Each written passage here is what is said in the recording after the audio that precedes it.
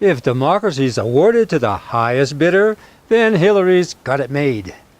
She's got all the lines Jewish money can buy.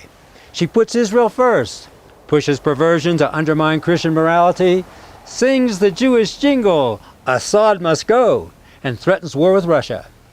That's why her backers read like a guest list to a bar mitzvah. Sabin, Soros, Spielberg, Sussman, to name a few.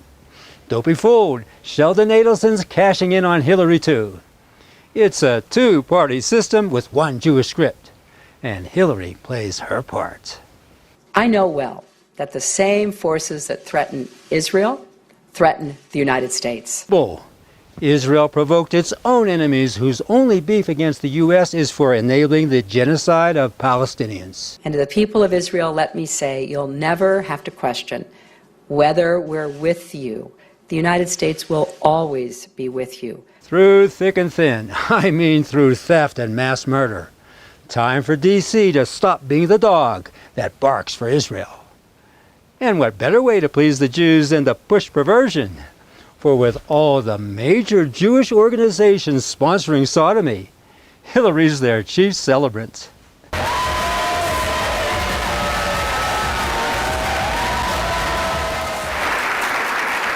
It's been quite a year, hasn't it? It felt like all of America was dancing in the streets this June. More like peeing in their pants. I'm running for president to stand up for the fundamental rights of LGBT Americans. How about standing up for the traditional family, the core of a strong nation, not weaken it by promoting deviant sex?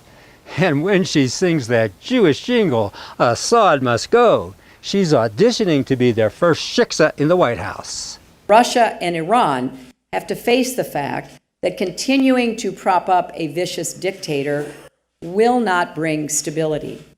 There is no alternative to a political transition that allows Syrians to end Assad's rule.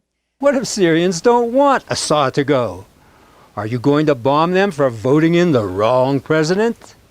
Fact is, they voted for Assad by a landslide in 2014. But if democracy doesn't fit the Jews' agenda, then regime change fits just fine, even if it means war with Russia. We should also work with the coalition and the neighbors to impose no-fly zones that will stop Assad from slaughtering civilians and the opposition from the air. You silly gal. Russian bombers are lawfully flying all over Syria's skies right up to Turkey's borders. And you want a no-fly zone? Then put your own arse in the cockpit and fire the first shot.